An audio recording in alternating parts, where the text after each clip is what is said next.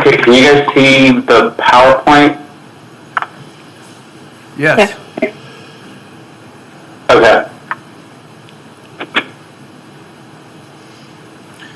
Good morning. It is February 1st. It's 9 a.m. We have two commissioners in the boardroom, so we have a quorum. We have the administrator and the clerk of the board. And at this point in time, I'll call the meeting to order. Would you please rise and join me in the Pledge of Allegiance? I pledge allegiance to the flag of the United States of America and to the republic for which it stands, one nation, under God, indivisible, with liberty and justice for all.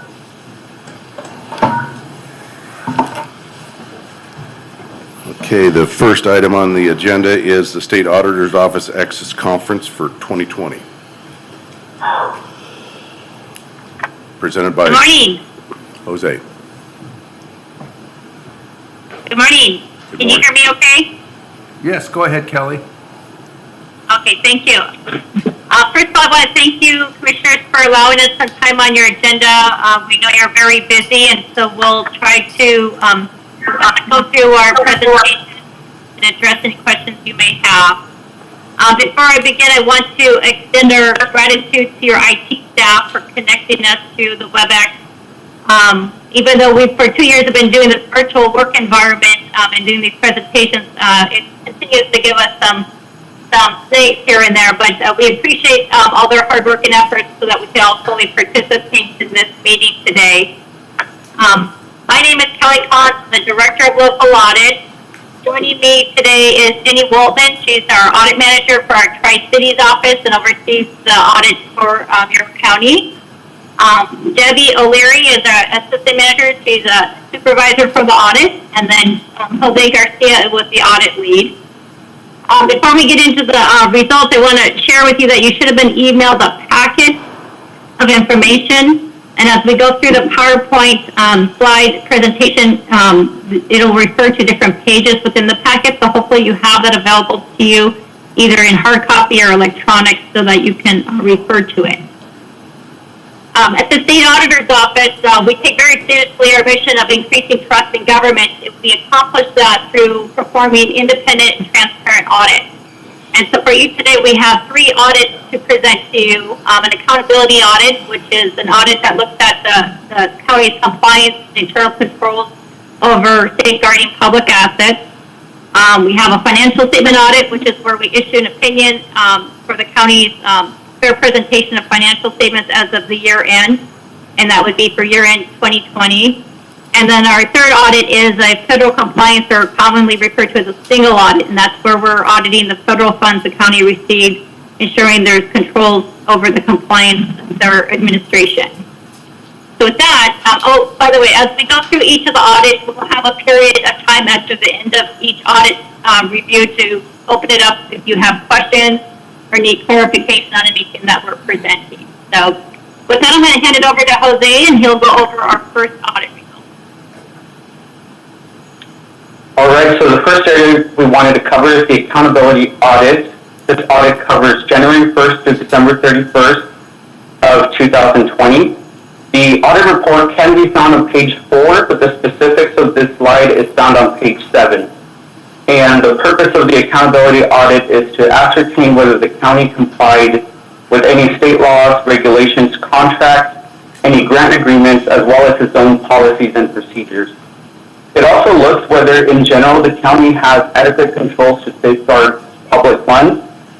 And our results in brief focuses on the information that's published in our audit report. So in those areas that we selected, county operations complied in all material respects with the applicable state laws, regulations, its own policies, and provided adequate controls to safeguard public resources.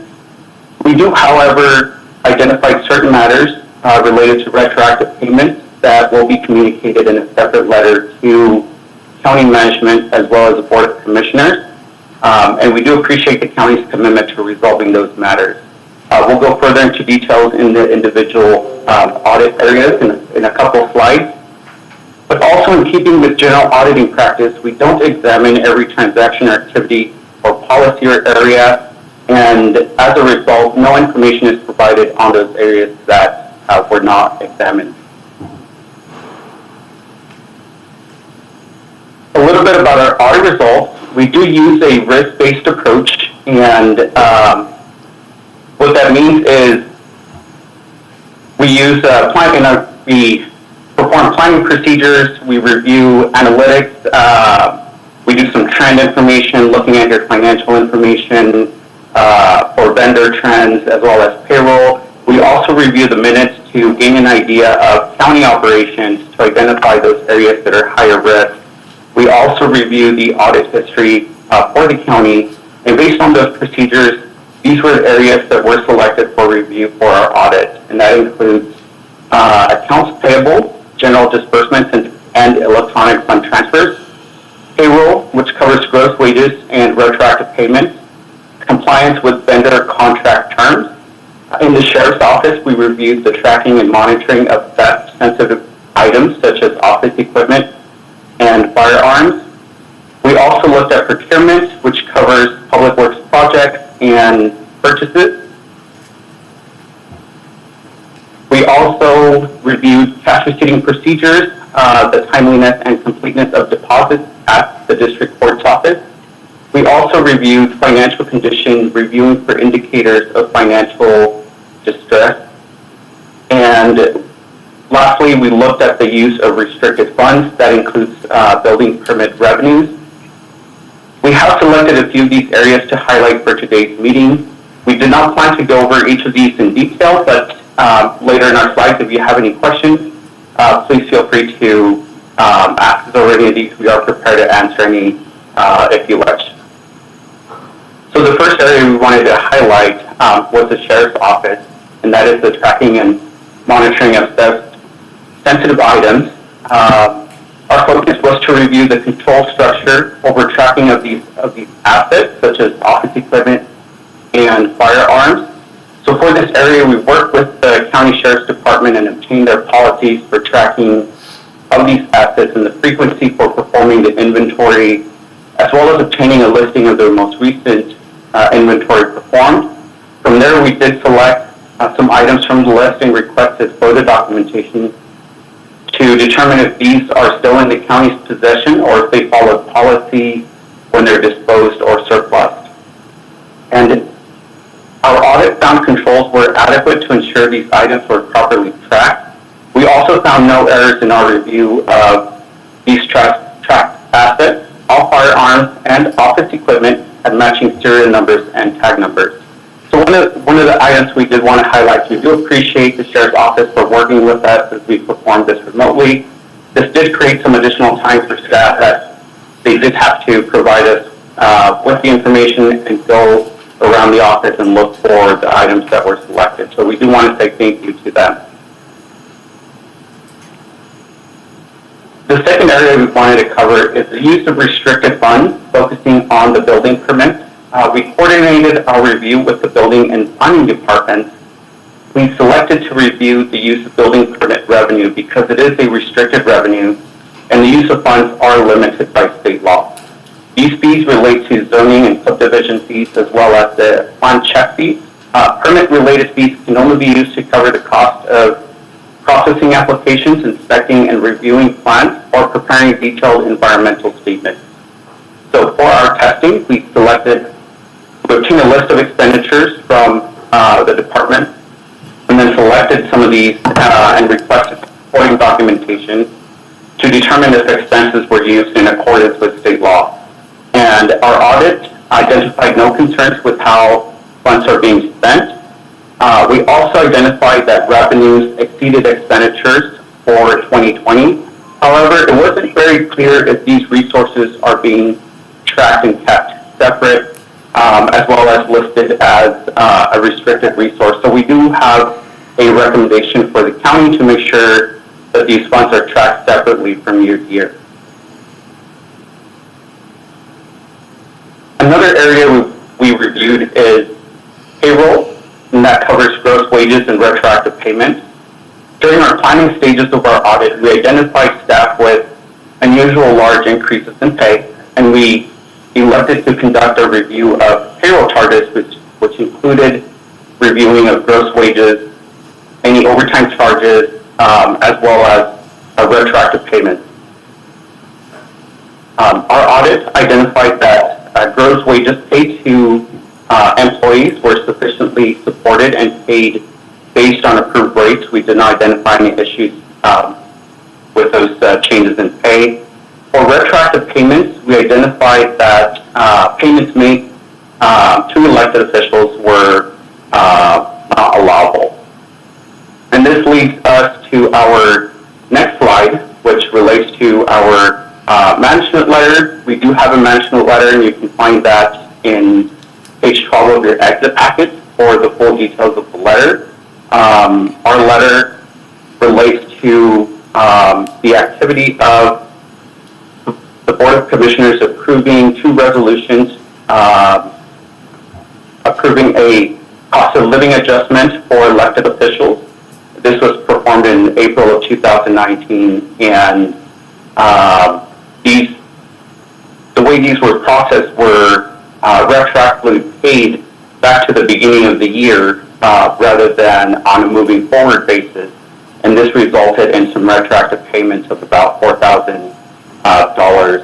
After working with county staff and bringing this to their attention, we have found that all of the elected officials have since repaid the county for the extra compensation.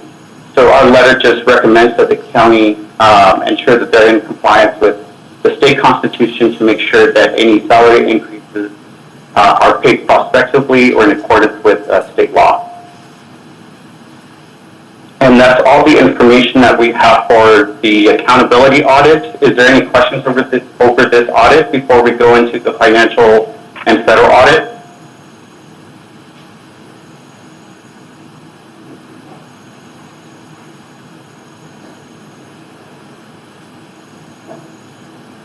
Okay. I'll pass it on to Debbie, who will cover the financial audit results. Thank you, Jose. So we also conducted a financial statement audit for the same period, January 1st through December 31st of 2020. The objective of a financial statement audit is to issue an opinion on whether the information included in the financial statements can be relied upon to make decisions.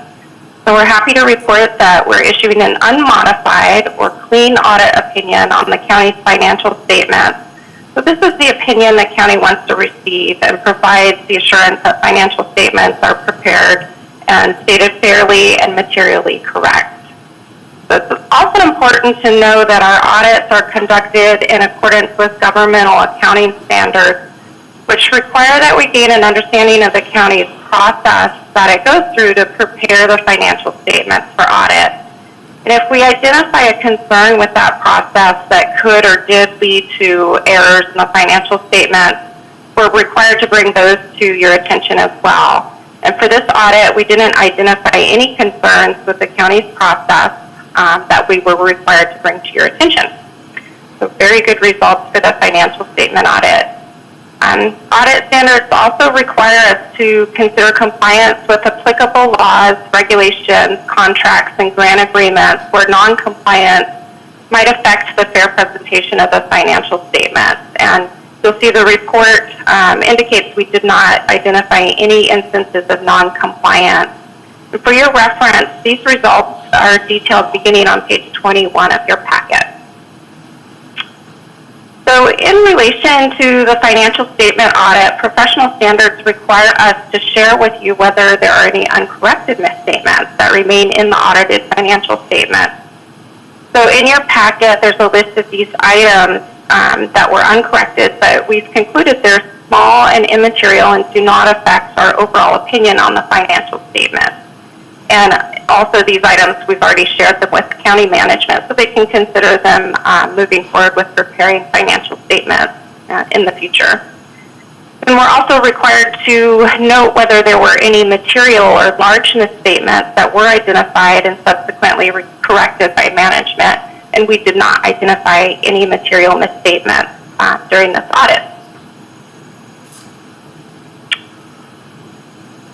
So in addition to the financial statement audit, we conducted a federal grant compliance or single audit for fiscal year 2020. The objective of this audit is to determine whether the county materially complied with requirements of receiving federal funding. And for 2020, we're issuing an unmodified, clean opinion on the county's compliance with federal grant requirements. And this provides assurance that funds were expended in accordance with their intended purpose and all requirements were largely followed of that federal program.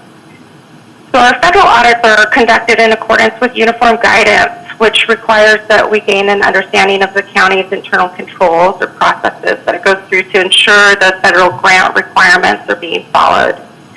So if we identify a weakness or concern with that process that did or could result in a significant non-compliance, we would be required to bring that to your attention. And we did not identify any concerns with the county's processes this year. So for your reference, these results are on page 23 through 25 of your packet. So in conducting our federal grant compliance audits, we select enough federal programs for audit to satisfy coverage requirements set by federal guidelines. So in assessing this requirement for the county, we selected the Coronavirus Relief Fund for audit this year. And for 2020, this program was about 82% of the county's total federal expenditures. And as I mentioned on an earlier slide, our audit found the county complied with federal requirements for this program. And also included in our audit report is the summary schedule of prior findings. So as part of our audit, we conduct follow-up procedures on prior audit findings that were, in this case, issued over financial statement preparation in our last audit. So we conduct a number of procedures to follow up on the issue, which were conducted during the financial statement portion of our audit. And we're pleased to note that the prior audit finding has been fully corrected, and that summary schedule of the prior audit finding is included on page 19 of your exit packet, and it lists the county's corrective actions taken. And we just want to extend our thanks to the county for taking attention to this matter and correcting it. We appreciate that. So are there any questions over the financial statement or federal audit?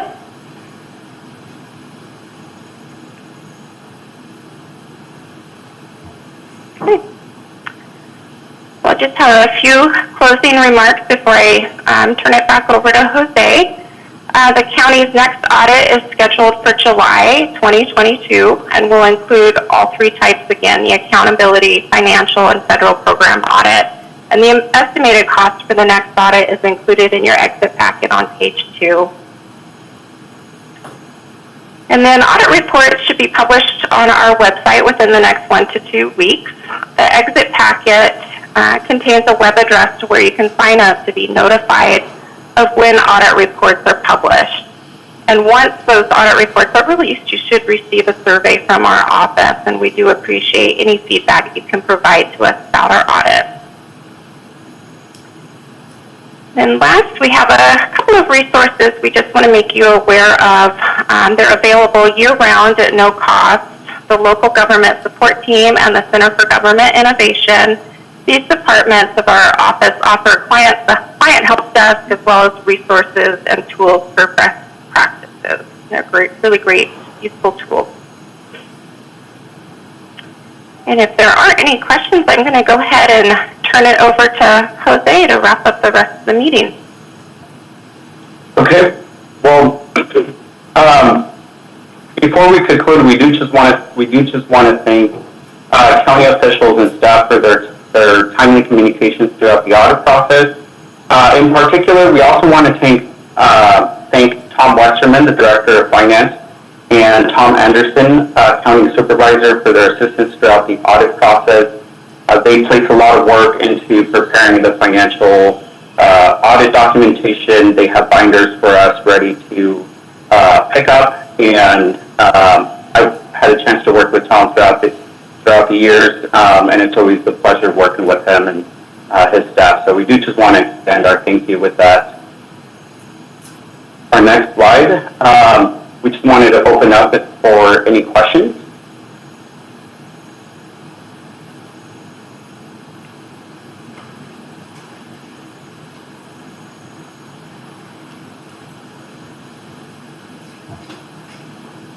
Okay. Well, that's all the information we had for today's exit conference. Again, we just want to thank everyone for working with us and allowing us to have our presentation for today.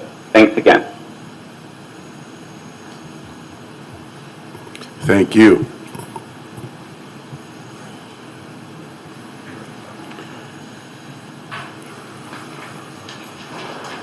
Okay, with that, we'll move down to the next item on the agenda, which is approval of minutes from October 19th and January 25th. Is there any revisions, corrections, or additions? Seeing none, they're approved. Office business vouchers.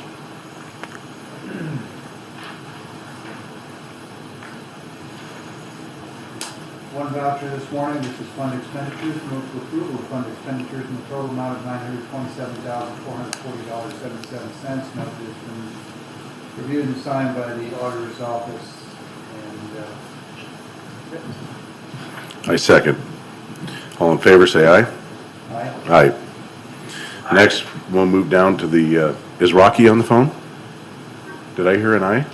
Yeah.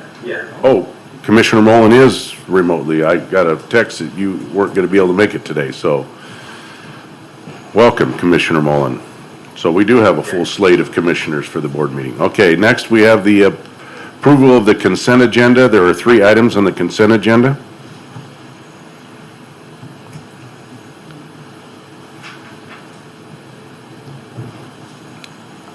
Move for approval of the consent agenda as presented, 3 items with discussion. There's been a motion and a second for the consent agenda, 3 items with discussion. Please go ahead, Commissioner Peck. So the summary and background information for this is a little interesting. I'm okay with approving it, but if you read through the 6 bullets that are provided, which are also repeated in the resolution, in one it says that this contract was advertised back in November. That's fine. 2 says there's a mandatory walkthrough for participating in the proposal process. Ideal Option was the only one that attended. 3 says we don't have any obligations to award to anyone and can ultimately just look at the proposals and choose not to move forward. But then in 4 it says, per the Benton County Procurement, Leasing, and Contracting Resolution, it gives the number, the county need not advertise or follow a formal competitive bidding process for service contracts, but rather the county may instead evaluate and utilize the procedures it deems best, et cetera, et cetera.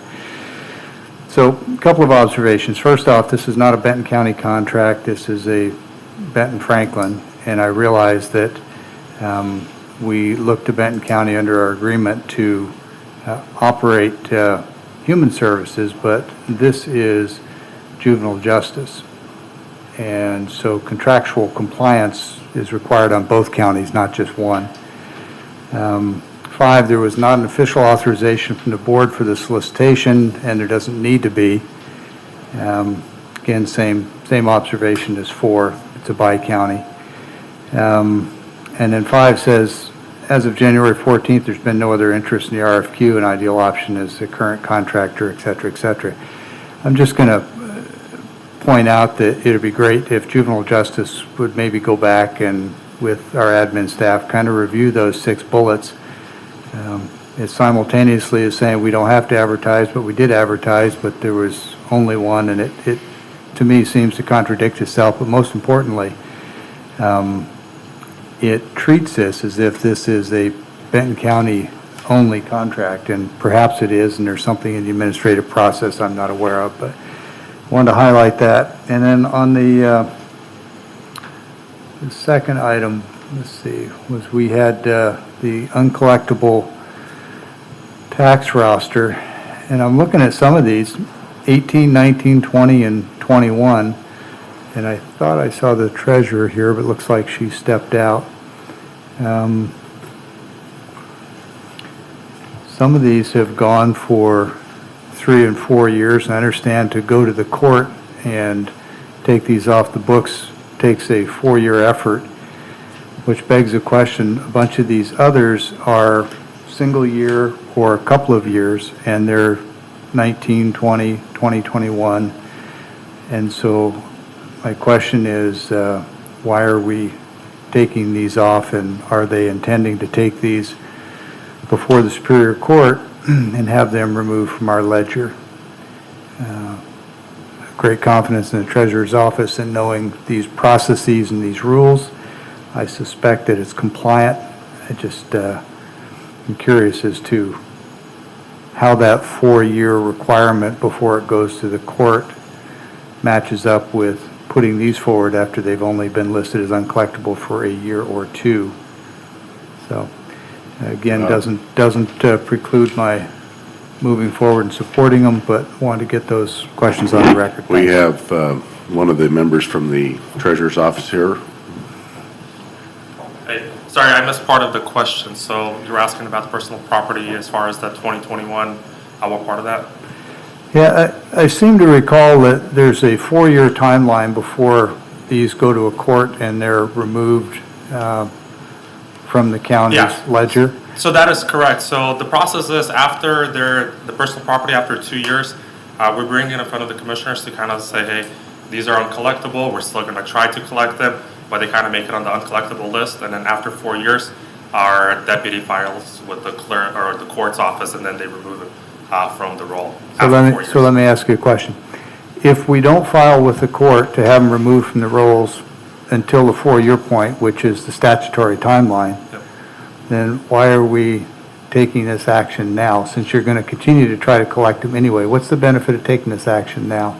The way we understood the RCWs and the way the counties kind of practice across the state, after 2 years, they bring it in front of the board to kind of let the legislative authority know that, hey, these parcels are hard to collect on, or we're having issues to collect on them. More likely than not, we will not collect on them because most of those are out of businesses that are like wrapped up and gone and no longer there. But we just bring it in front of you guys, and it becomes more of a public thing that says, hey, look, these are uncollectible. These are on our uncollectible list.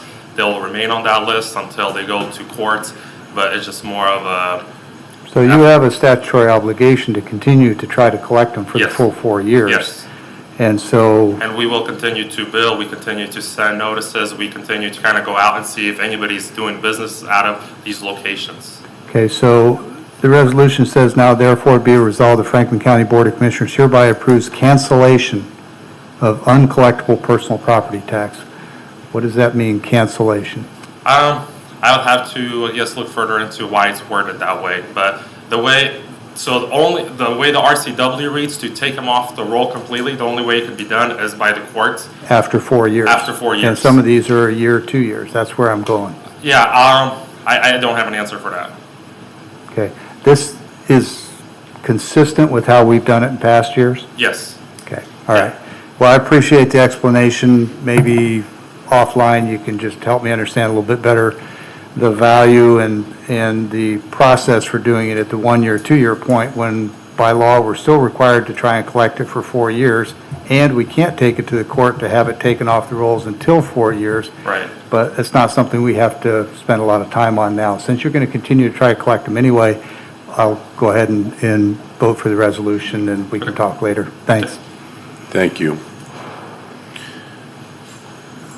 One question I have is on the professional service contract amendment, ideal options.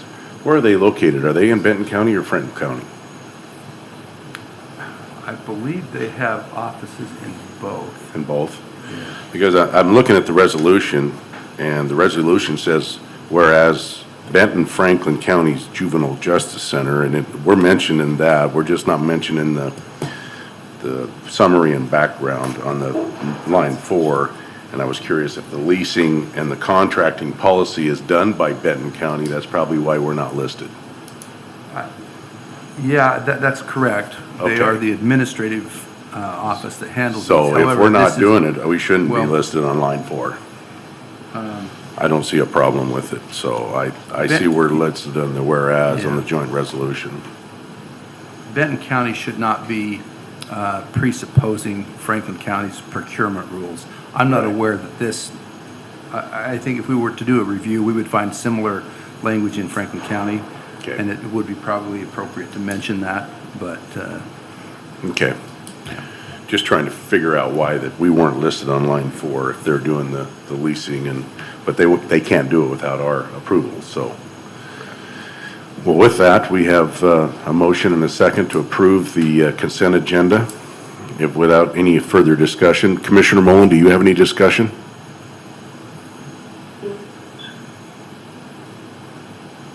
I believe that was a no. All in favor, say aye. Aye. Aye. Aye. Okay, move down to the Commissioner Administrator updates. Keith? So, this past week, we scheduled some time with each of the commissioners that I still need to go over with a couple. The Happel Center facilities audit that is being conducted by McKinstry. We've gotten some preliminary information back from them. We'll be, as soon as those meetings are completed, then look towards bringing a proposal back before the board of what we're going to do going forward there. I've spent some time with Sean Sant and with our outside attorney regarding the litigation at the Pasco landfill, the cleanup effort that is taking place or going to take place under the direction of the State Department of Ecology. We have been negotiating some terms with the other users at the landfill, parsing out liability, who's paying for what, who's doing what work. So the initial cleanup work, the county is going to be supervising or watching that and handling the administrative pieces of the billing and that kind of thing. I've been working on our Public Works Director position, replacing Matt Mahoney. I've had a couple of interviews. I will probably be bringing a recommendation next week before the board. The Benton County Emergency Services each year is required to, under the terms of the agreement that we have with them, required each year to approve new officers. That meeting took place Thursday, and John Amundson, who is the city manager for the city of Richland, was selected as the chairman, and I was affirmed as the vice chairman of the BCES going forward. We're engaged in a pretty significant strategic planning session with outside experts to kind of decide on the future governance of BCS and what that's going to look like, and then development of important communication facilities across both Benton and Franklin counties that affects CCOM and law enforcement and fire emergency operations. And then started doing some research regarding our planning commission and the possibility of using the concept of a hearings examiner. Got some help from Karen, the clerk, through her network of clerks in other counties, and find out what they're doing. We've gotten information back now from about 13 of those counties. Most of them are using a, most of them are using a hearing examiner in connection with their planning commission. And that hearing examiner conducts the quasi-judicial hearings to take some of the, I guess, the politics out of the process and base it on correct land use planning laws governed by the state. Most of them that we've heard from are satisfied with that hearings examiner process and have found it to be better than trying to put the planning commissions in the seat of having to make some of those decisions. But they're leaving the zoning and the comp plan amendment decisions in front of their planning commission. So the purpose of the planning commission is still viable. It just, they would not be hearing the individual permit and land use planning applications that would come before the commission normally. Doesn't change anybody's legal authority, but it kind of streamlines and helps improve the process. So those are the major things I've been working on. Thank you. Maybe I should note for the record or for your benefit, I've got to be out of town Thursday and Friday this week. I've got a funeral to attend for a dear friend in Idaho. I'd like to attend that if I can. Thank you, Keith. Sorry for the loss. Commissioner Peck? Following the county board meeting last week, I headed over to Olympia and was there the balance of Tuesday through most of Friday for the state's County Road Administration Board, which, as a reminder, is the group that is largely the pass-through for state and federal highway funds, but is also the 10 or 12 member body that distributes all the gasoline taxes collected in the state out to the various counties. Had some lengthy discussions about how mileage charges might come into play, what the legislature is looking at as gasoline tax revenues decline due to increases in usage of electric vehicles. They are putting additional charges on those electric vehicles, but they're also talking about a per mile charge. As I have all along, I pressed the point that any formula needs to take into account that rural counties have average transit distances that are much longer than the urban counties, and that any kind of a process like that would need to take into account privacy concerns and also disparate treatment for rural counties. I don't think anybody is close to a decision just yet, but we could see it in the coming year, I would say. That meeting also included some strategic planning for new members of the CRAB board that I participated in. On Friday, we had the Legislative Steering Committee meeting, which is during the session, is a weekly meeting. We go through bills of interest to the counties, what the impacts might be. We debate those, and then we often come up with decisions as to whether or not the Legislative Steering Committee is going to take a position on a bill. As you can imagine, with 39 counties, opinions vary widely. So there's a lot of bills we might want to take an opinion on that we simply can't, because half the counties are in one camp and half the counties are in another. But I will note that among the various bills that are gaining some traction or are sitting idly by but are likely to come into play, you'd want to look at Senate Bill 5909. What's unique about this bill is it attempts to fix what I personally think is wrong with the governor's emergency powers statute. It would place a 90-day revalidation requirement on it, and it would have to come from the four corners of government, meaning the leaders of the House and Senate from both parties.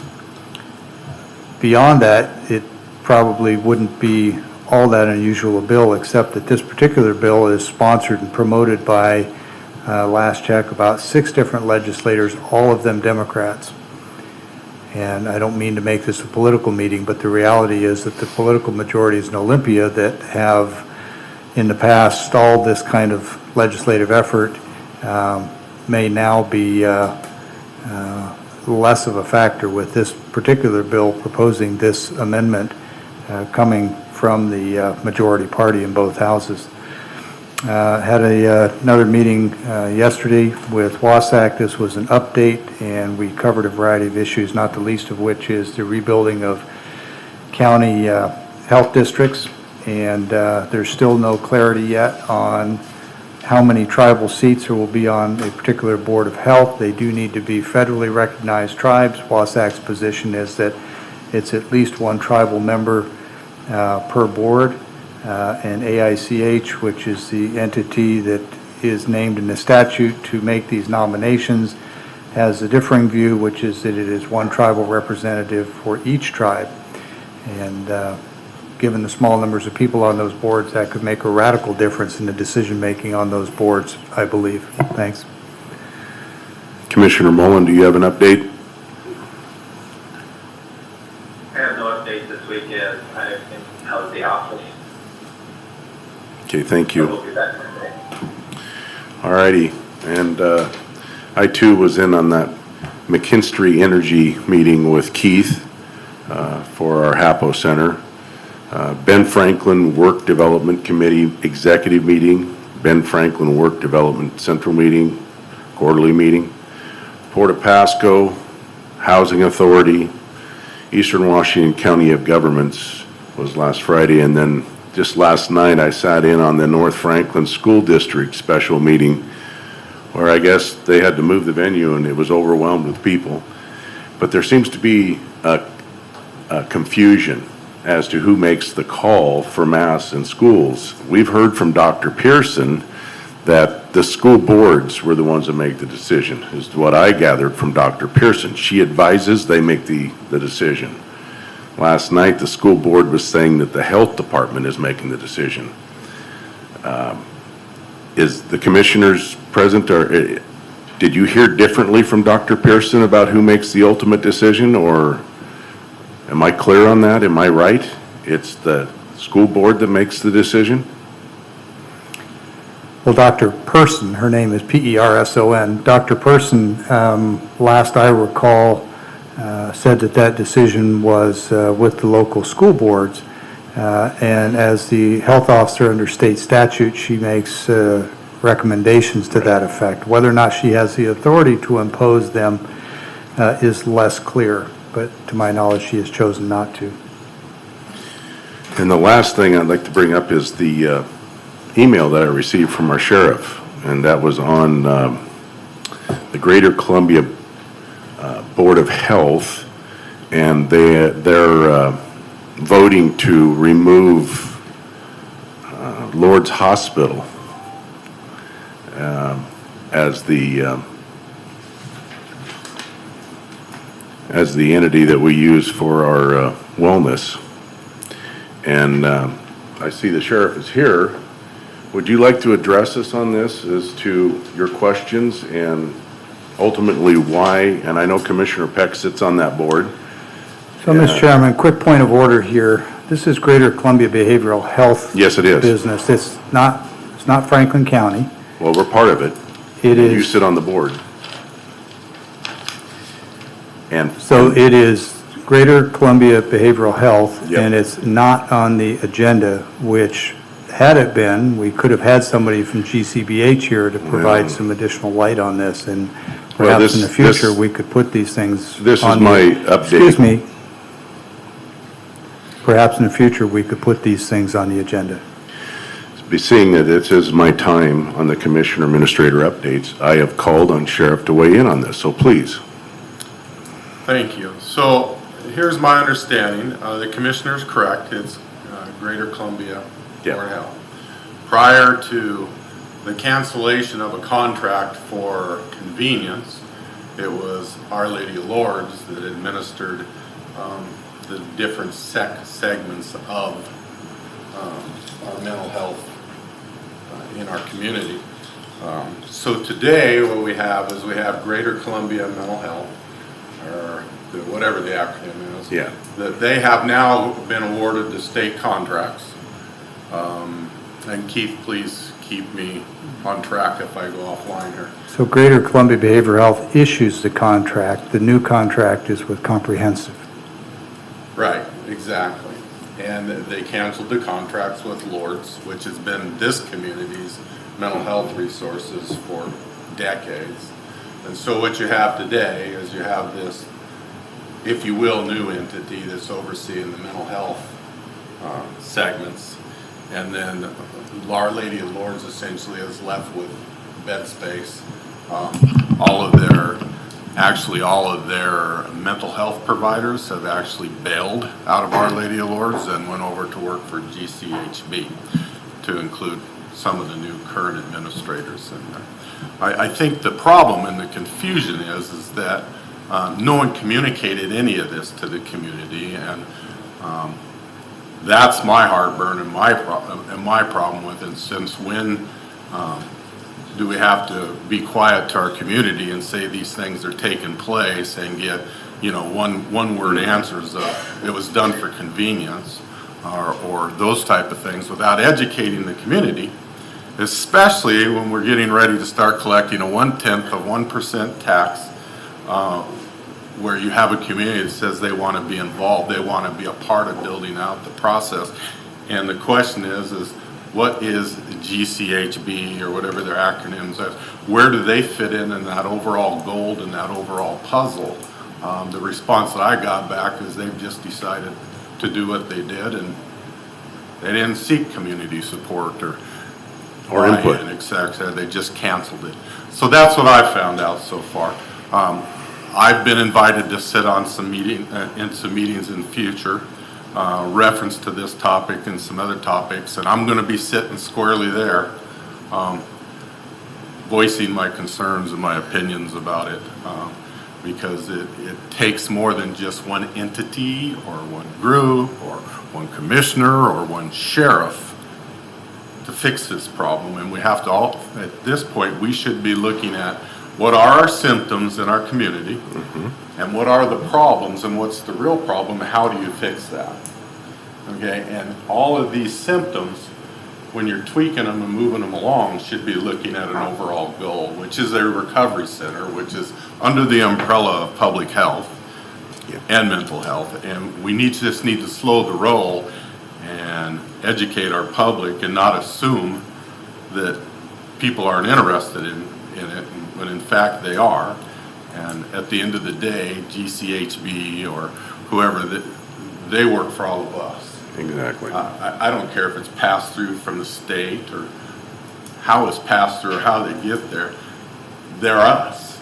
So us should be able to educate ourselves and make decisions before it's just done and pushed out in the community, because there was lots of misinformation about it when you start breaking it down. So I'm going to stay involved.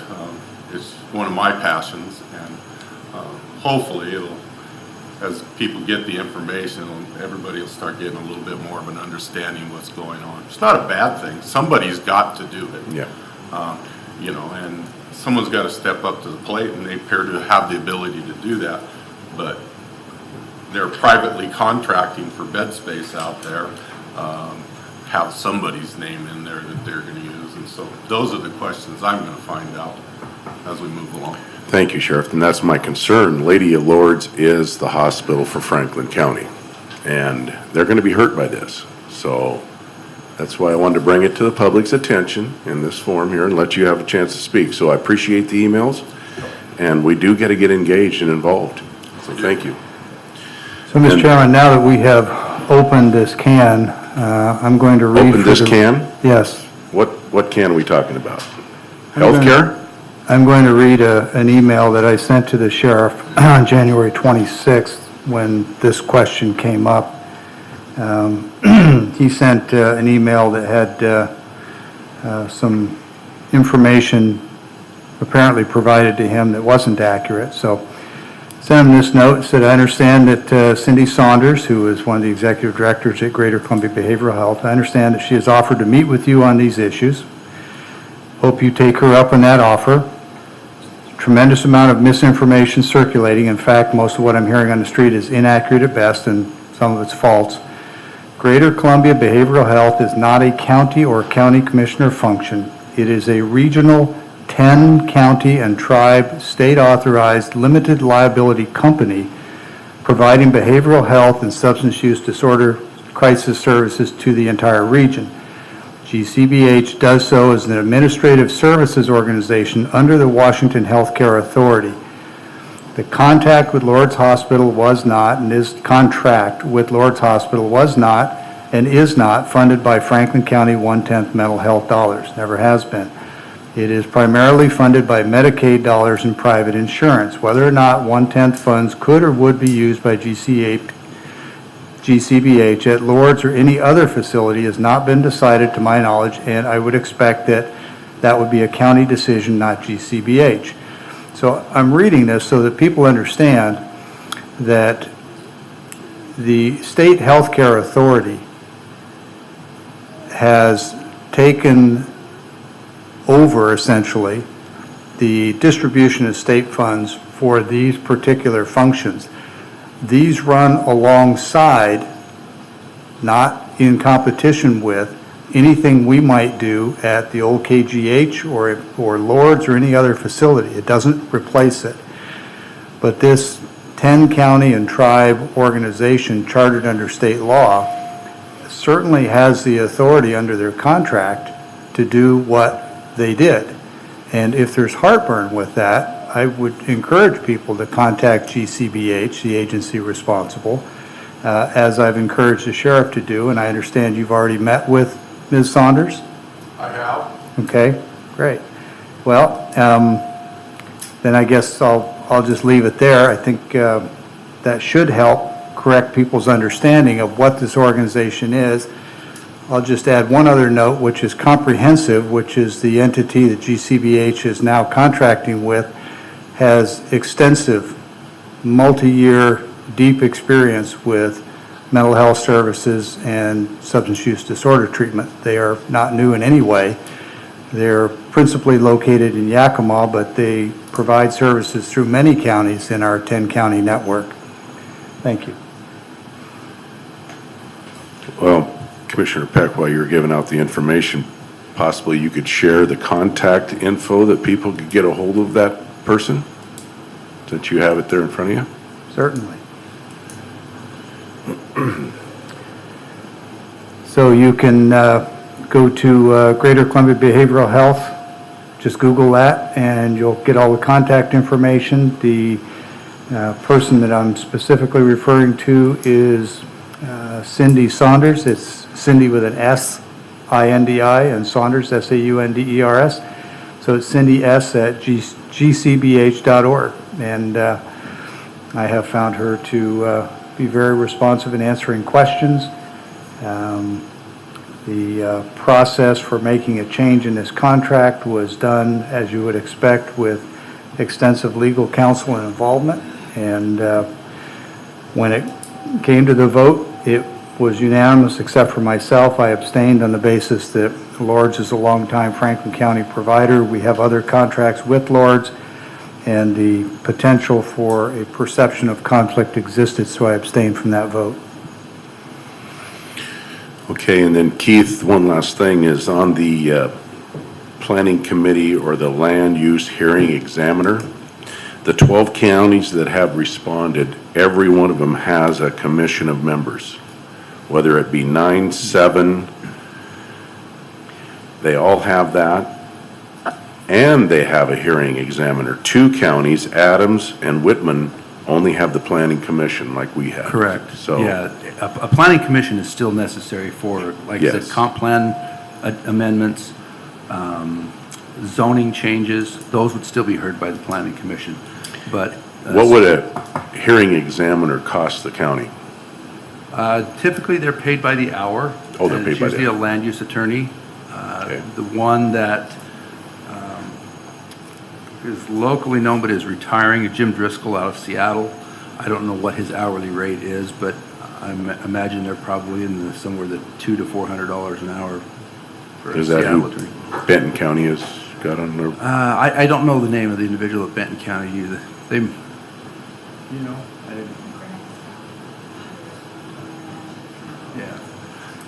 there's a handful of attorneys that kind of do this all over when they're needed. Several of the local jurisdictions, the cities and Benton County share some of the same resources. I would think if we wanted a hearing examiner, we'd want to stay local so they were in tune with Eastern Washington, not the west side. Well, yes, the driving statutory framework, of course, is the Growth Management Act, and so it needs to be somebody who's very familiar with the Growth Management Act and how that's applied. All righty. Well, thank you. And then move down to the next item on the agenda, public comment. Is there anybody for public comment? I do have one caller whenever you're ready. Okay. Well, go ahead. Okay. Go ahead with the Go ahead with the caller. Thank you.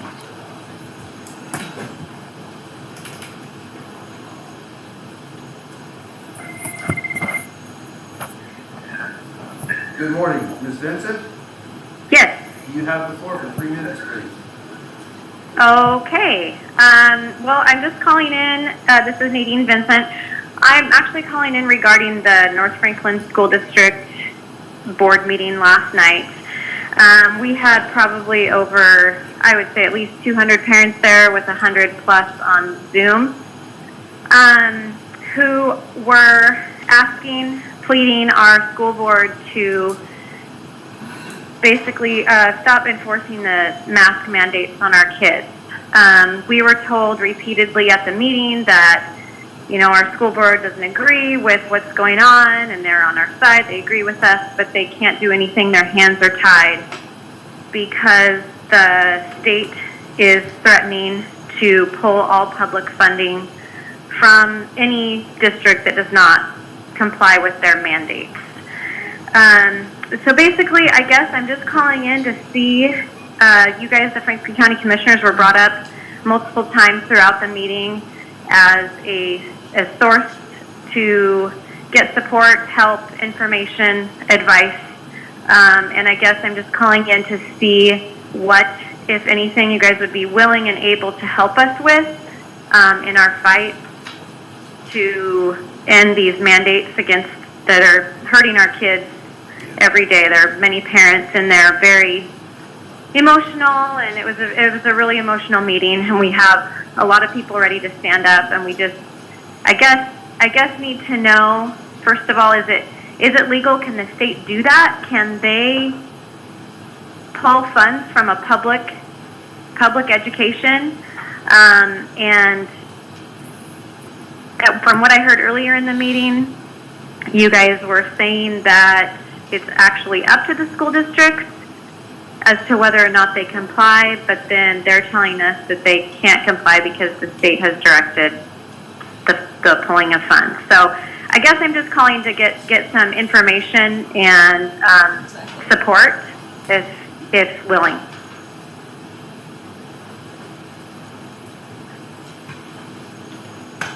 Okay, thank you.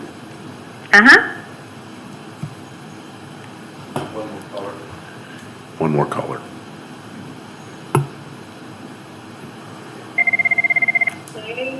Good morning, Wanda. Yes. You have the floor for 3 minutes, please. Okay, thank you. I have a delay, so I was just listening to the comments of the caller before me. These parents and these school boards need to understand that they too put their hand on the Bible and swore to uphold the Constitution. And sometimes that means defying state mandates. And I don't know about anyone else, but our children are more important than money. And if they take the money, good, fine. Because right now, suicide attempts among young women is up 51%. Now, what is more important? Having an art class, having clubs, or having your child and have them mentally fed? So that's just my comment on that.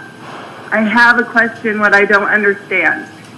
If this board that decided this, I was trying to follow exactly the initials or the acronym of this entity that decided to pull the mental health contract from Lord, if being on that board is not that as Franklin County, that we don't really have a say in that. Why do we have a commissioner on that board? I don't understand that. Are we paying for him to go to these meetings? I mean, I guess I just do not comprehend, and I've heard of commissioners recusing their vote when they had a personal conflict. I have never heard a commissioner who's supposed to be representing our county say, I can't vote on that because I support Franklin County. I mean, I just do not understand or comprehend this whole situation, but if it just seems like such a myriad of government that is just a bunch of wasted time if they get to do whatever they want. I don't understand any of this. So maybe Commissioner Peck could explain that, because it seems like it's a waste of time for him to be there if he can't be there to support and protect the interests of Franklin County. Thank you. Thank you.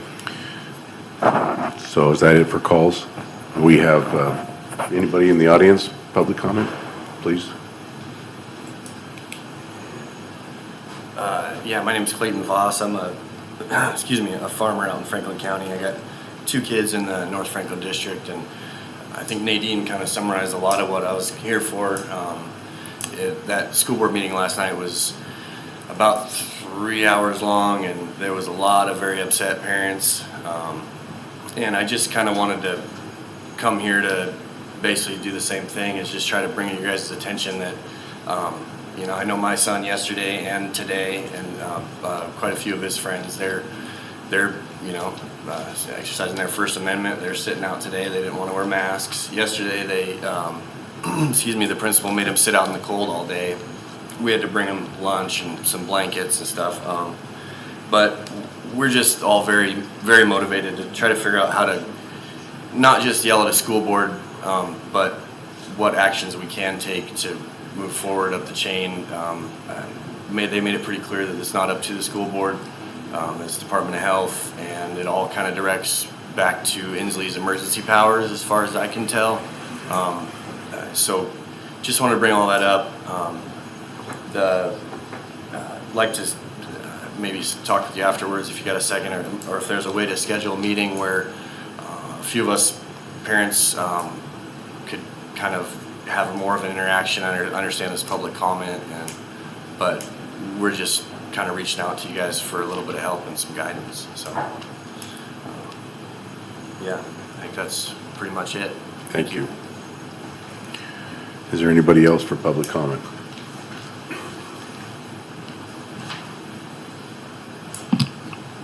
Good morning, Commissioners.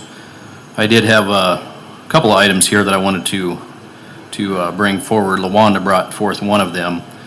We have a commissioner that sits on the Greater Columbia Basin Board of Health, or GCBH, that abstained from representing us, and that's really disappointing. The purpose of being there is to represent us and represent Franklin County, and that's really disappointing.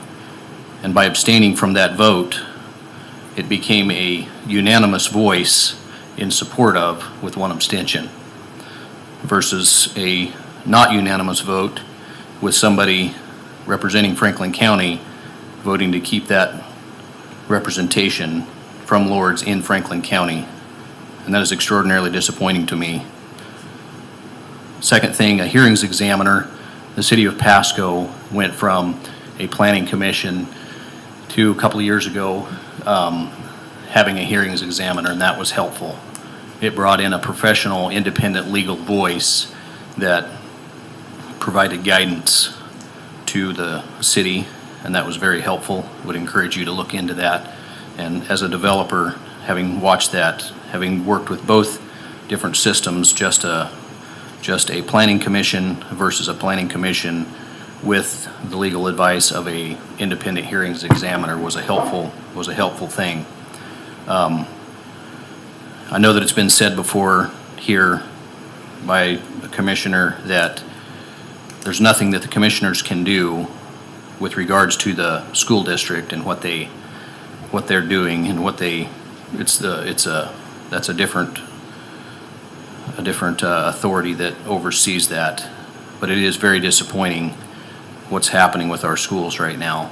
It appears that with what we hear, at least with the fear that is peddled out there, that we have no voice. It all comes from the state, and I think that's wrong. I'm not sure how that you guys can be helpful in that. I'm not sure if there's a way, but if there is, I think that you need to put your oar in the water and pull for Franklin County. So that's what I have to say this morning. Thank you. Thank you. Excuse me. For the record, if there is a rebuttal to my statement, I would like an opportunity to rebut the rebuttal. Thank you. Is there anybody else for public comment? Seeing none, we'll move down to administration, office business. Keith? I think I've covered what I need to today, so I don't have anything additional. Okay, and that moves us down to public comment, the second period. Is there anybody that would like to come to the mic, or anybody on the phone? No one on the phone. Okay, with that, Mr. Chairman, before we adjourn, I will leave that public comment open if there is a rebuttal to his statement. do whatever you like, Chairman. Thank you. There appears to be